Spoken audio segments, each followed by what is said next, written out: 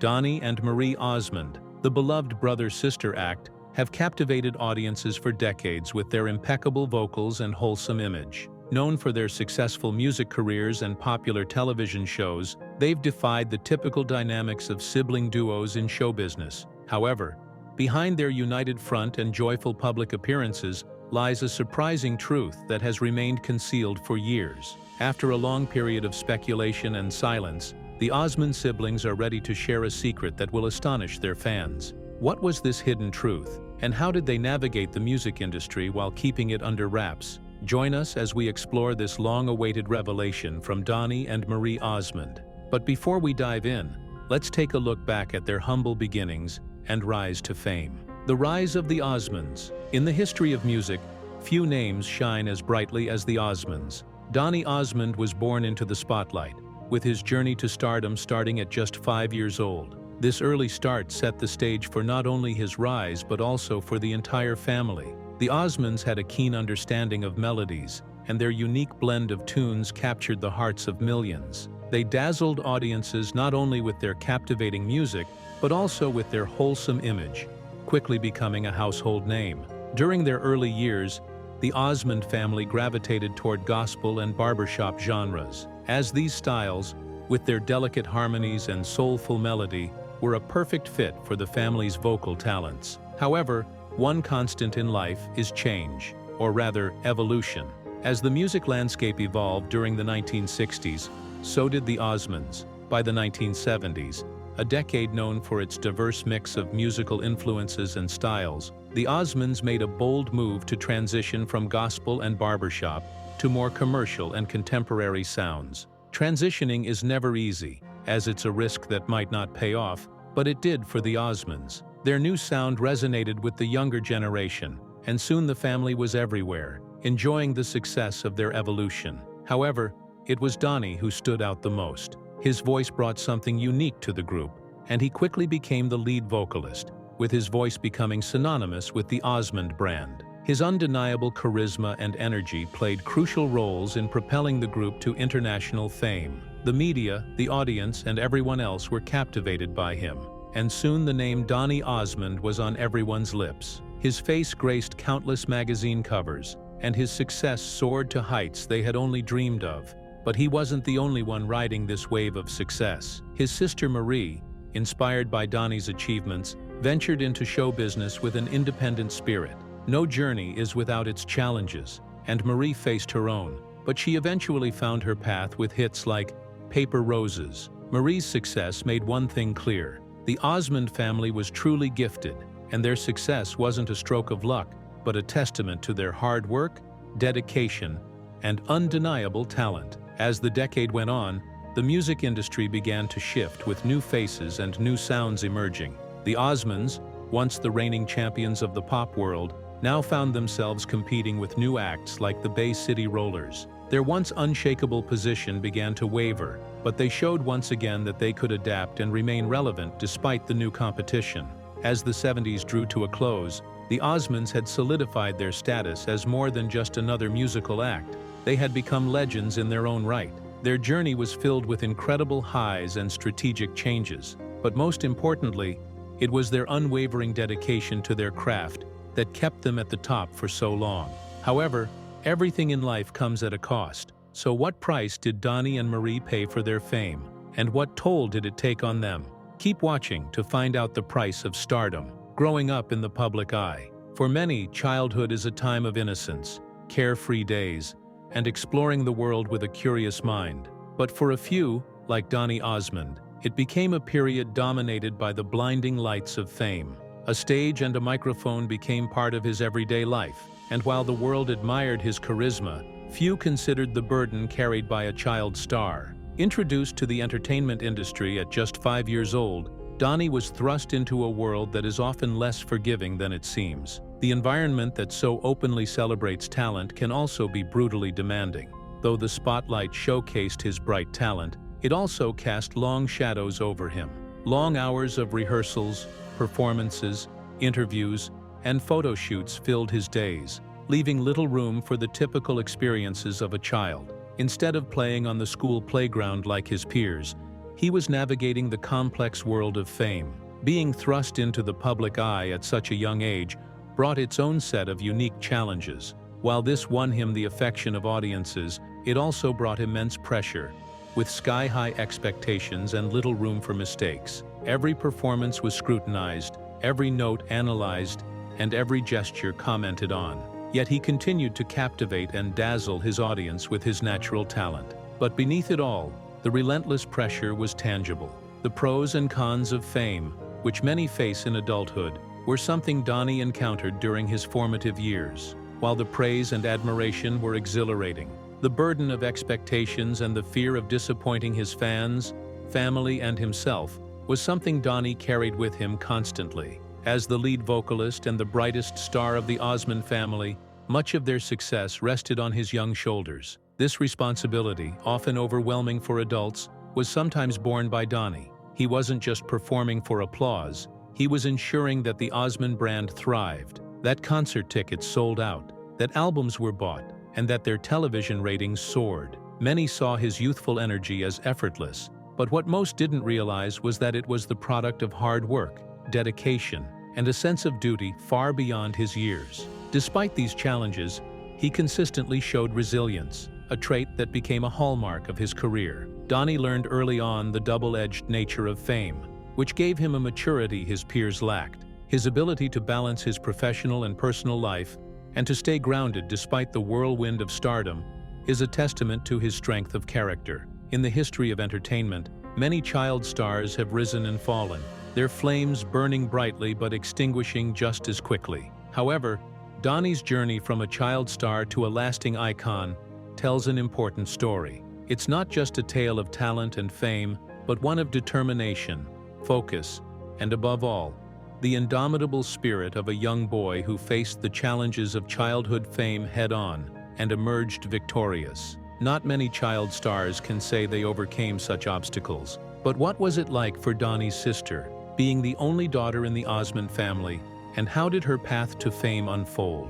Let's find out Marie's individual journey. The Osmond family gained global acclaim, and it would be impossible to tell their story without including the only female Osmond, Marie. While filled with stardom, her journey as the sole daughter in the bustling entertainment industry of the wild 70s was also marked by challenges unique to her as a woman in a male-dominated world. Her brothers undoubtedly influenced her entry into show business, but despite the immense shadow their success cast over her, she managed to carve out her own niche. Marie's venture into the music industry was highlighted by hits of her own, with the memorable tune "Paper Roses" echoing the sentiments of many. It wasn't just her incredible voice that drew attention. It was also the emotional depth with which she delivered her songs, making them resonate deeply with her audience. However, every peak comes with valleys. While her career was filled with professional highs, it was also interspersed with personal lows. The spotlight that illuminated her success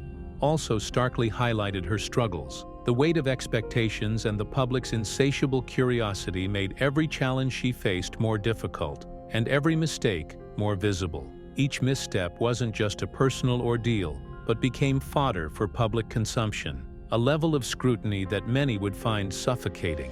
One of the most heartbreaking moments in Marie's journey came to light in 2015, when she recounted a particularly scarring event. She detailed an encounter with producers who disregarded her evident frailty at a mere 103 lb and subjected her to cruel comments, calling her disgusting and accusing her of being a disgrace to her family. Episodes like this are stark reminders of how brutal the world of showbiz can be. Often seen as glitzy and glamorous, the world of showbiz has its dark sides. These experiences deeply affected Marie's self-worth and led her down a path of severe dietary restrictions that took a serious toll on her physical health. Yet through it all, her family remained a steadfast support system. Despite achieving solo success, she never distanced herself from them. Time and again, she returned to perform alongside her brothers, rekindling the familial magic that had first propelled the Osmonds to fame. How far did Donnie and Marie take their careers, and what other ventures did they explore? Keep watching to find out. Exploring new horizons beyond music. In 1974, Donnie and his sister Marie co-hosted The Mike Douglas Show for a week. This led to Fred Silverman offering them their own show, resulting in the Donny and Marie Show, a television variety series that aired on American Broadcasting Company from 1976 to 1979.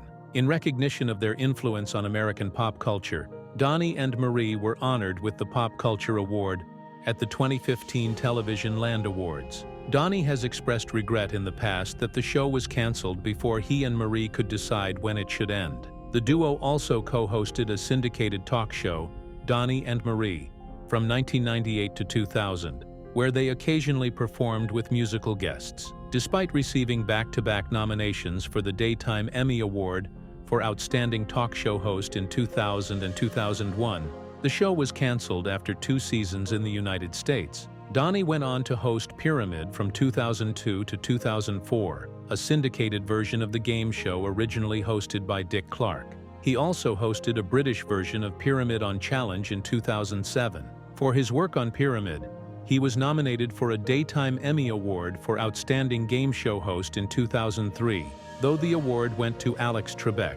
Donny is one of only 2 game show hosts to have hosted 2 different versions of the same show in different countries, the other being Howie Mandel for Deal or No Deal. He returned to American Broadcasting Company as the host of The Great American Dream Vote, a primetime reality game show that debuted in March 2007.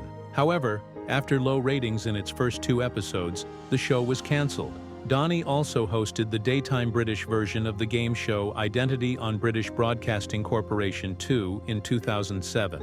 Donny co-hosted the 2008 Miss United States of America pageant in Las Vegas with his sister Marie on April 11th during Marie's time as a contestant on the 5th season of Dancing with the Stars in 2007. Donny appeared on Entertainment Tonight as a commentator covering the American Broadcasting Company show. He also lent his voice to the animated television series Johnny Bravo, where he portrayed himself as a recurring character. Donny made guest appearances on various television shows, including Friends, Diagnosis Murder, and Hannah Montana. Additionally, he appeared in a Pepsi Twist commercial during the Super Bowl alongside Marie and AZ and Sharon Osbourne. In 1982, Donny co-starred with Priscilla Barnes and Joan Collins in the television movie The Wild Women of Chastity, produced by Aaron Spelling. In 1978, he starred in Goin' Coconuts with Marie, where his future wife Debbie, credited as Debbie Glenn, made a cameo appearance at the end of the film. In 1998, Donny was chosen as the singing voice of Shang in Disney's Mulan, where he performed the song I'll Make a Man Out of You. Additionally, in 1999, he starred as Joseph in the movie version of Joseph and the Amazing Technicolor Dreamcoat at the request of Andrew Lloyd Webber, who believed there was no better choice for the role.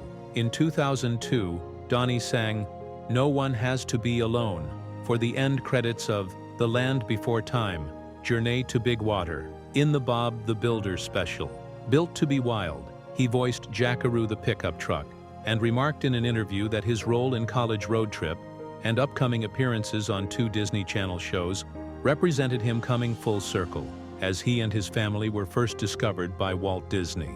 Donny Osmond made an appearance in the music video for White and Nerdy, a song by Weird Al Yankovic, which is a parody of Chamillionaire's Ridin'. In the video, Donny's role parallels that of Bone Crusher in the original video. Yankovic specifically chose Donny for the part, stating that if you need a white and nerdy icon, Donny is the perfect fit. In February 2019, it was revealed that Donny had been the peacock on The Masked Singer, where he finished as the runner-up. In March 2019, Donny was a guest on Kevin Nealon's YouTube series, Hiking with Kevin. The episode begins with the 2 hiking through the snow at the Sundance Resort in Utah, and concludes with them walking along the bustling Las Vegas Strip.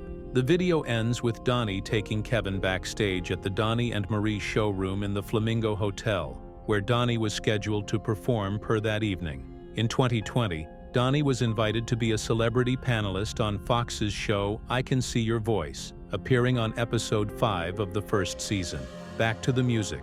In the 1980s, all of the Osmonds decided to shed their earlier image, which had been crafted to attract younger audiences as they aimed to appeal to a more mature crowd. While his brothers transitioned into country music with moderate success, Donny managed to breathe new life into his career in pop music.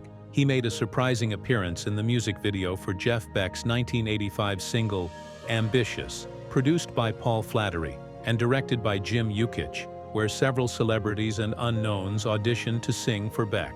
Following this, in 1986, Donnie had another unexpected cameo in the animated music video for Luis Cardenas's Runaway. After spending several years as a performer, Donnie enlisted the help of music and entertainment guru Stephen Machat, who connected him with English singer-songwriter Peter Gabriel. Their goal was to reinvent Donnie's image into that of a contemporary pop artist, and they succeeded. Donnie returned to the United States charts in 1989 with the Billboard Hot 100 hit, Soldier of Love, which was initially introduced on radio stations as being by a mystery singer, and followed it up with the top 20 hit, Sacred Emotion, to support his Eyes of an Angel album. Donnie launched an extensive tour, enlisting the talents of guitarist Dick Smith from Earth, Wind and Fire, Kenny Loggins, and keyboardist Mark Jackson. But what about the other members of the Osmond family? What turn did their career take?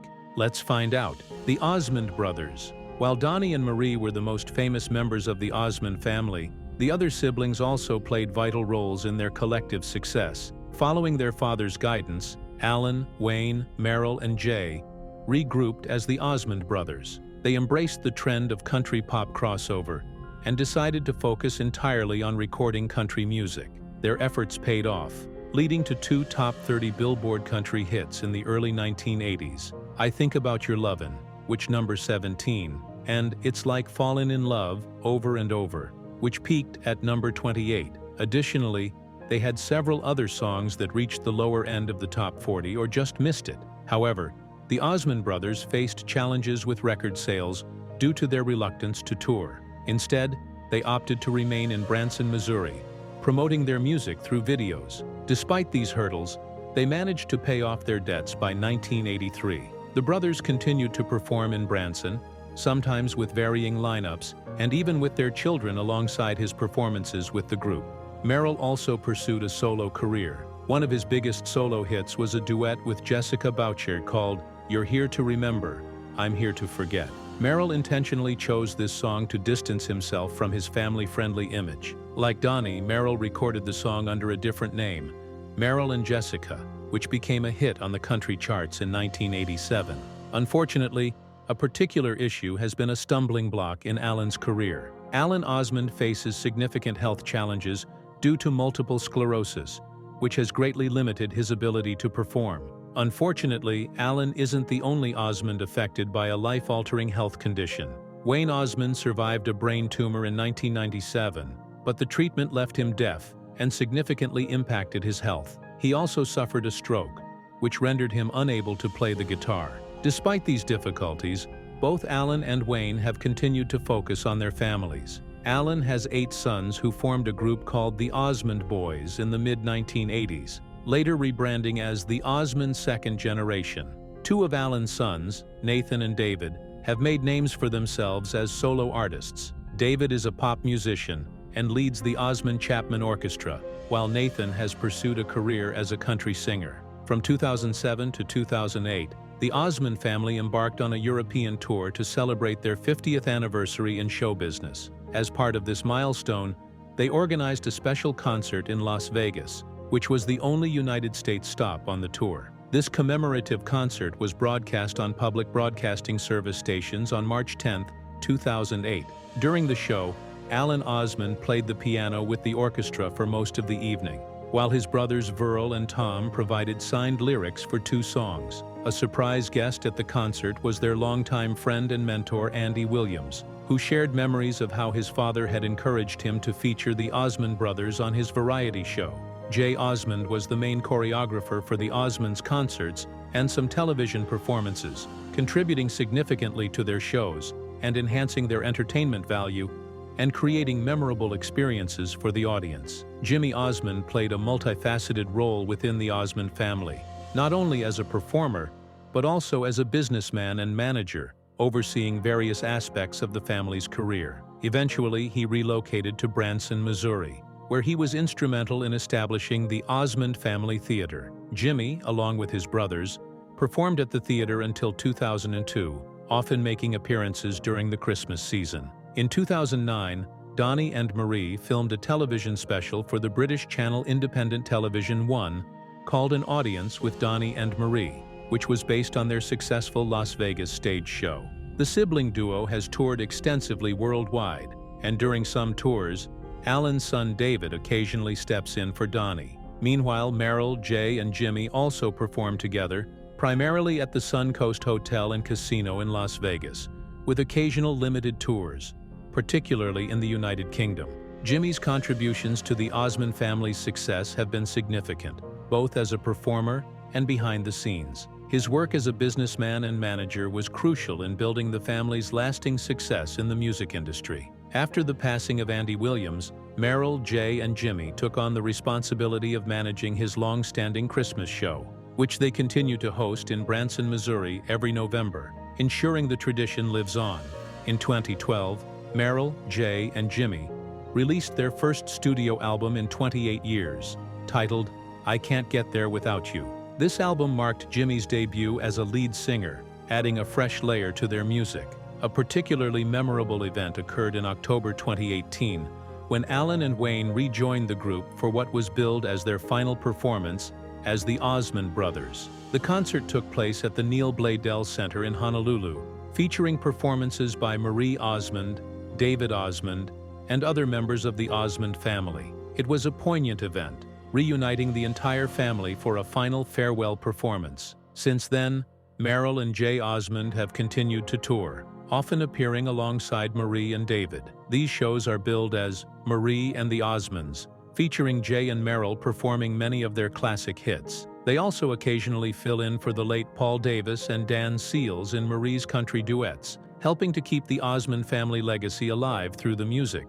Before suffering a stroke in December 2018, Jimmy Osmond was involved in various projects and tours. By April 2019, he announced that he had recovered, but decided to take a well-deserved break from performing. In October 2019, Alan and Wayne Osmond made what was billed as their second-to-last performance when they appeared on the talk show to celebrate Marie's birthday. In 2022, Merrill Osmond announced his retirement. His final American show took place in April 2022 and included a special appearance by his brother Donny Osmond. Later that year, in October, Jay Osmond began a new chapter in his life with a residency in Branson, Missouri, alongside his nephew Nathan Osmond. But what was life like for Donny beyond the fame? Let's find out. Donny's life beyond the spotlight. On May 8, 1978, Donny Osmond married Deborah "Debbie" Glenn from Billings, Montana, in the Salt Lake Temple. The couple has 5 sons: Don, Jeremy, Brandon, Christopher, and Joshua. In 2005, the Osmonds became grandparents and now have 14 grandchildren. Christopher, who is also a musician, appeared on the second season of the American reality series Claim to Fame, where contestants try to identify each other's famous relatives. Christopher made it to the final episode, successfully avoiding elimination multiple times because the other contestants couldn't guess that his famous relative was Donny Osmond. At one point, a contestant speculated that Christopher's claim to fame might be related to Elton John. Like the rest of his family, Donny Osmond is a member of the Church of Jesus Christ of Latter-day Saints. Reflecting on his life, he has expressed that while it would have been meaningful to serve a traditional full-time mission, his career at that time was so influential that both his parents and church leaders believed he could do significant good by remaining in the public eye. Donny Osmond has always been open about his beliefs, frequently using the letters and comments section of his website to connect with his fans. He has also shared personal stories about growing up with 2 of his older brothers, Verl and Tom, who are deaf, as well as his nephew Justin, who is hearing impaired. Donny has spoken about how they used sign language to communicate within their family, and even included it in some of their performances. Now, it's time to reveal a long-held secret that the Osmonds have kept private for many years. The big revelation centers around Marie Osmond's personal life. On October 28, 1986, Marie married Brian Blosel at the Jordan River Temple in Utah. The couple had 7 children together, 5 of whom were adopted. Their biological children are Rachel and Matthew, while their adopted children are Jessica, Michael, Brandon, Brianna, and Abigail. In March 2007, Marie and Brian announced their decision to divorce, issuing a joint statement in which they agreed not to assign blame for their separation. In 1999, Marie opened up about her struggle with severe postpartum depression, a battle she chronicled in her book Behind the Smile, co-authored with Marcia Wilkie and Dr. Judith Moore. In August 2006, rumors surfaced in tabloids suggesting that Marie had attempted self-harm, but her team clarified that she had experienced an adverse reaction to medication. Tragically, on February 26, 2010, Marie and Brian's adopted son Michael died by suicide. Michael had battled depression and addiction, and had been in rehabilitation since he was 12 years old. An autopsy later confirmed that he had no substances in his system at the time of his death. This loss was a devastating blow to Marie, but with the unwavering support of her family and loved ones, she found the strength to move forward. We'd love to hear your thoughts on this revelation. Please share your comments below. And don't forget to like, subscribe, and share this video. Thank you for watching, and we'll see you in the next one.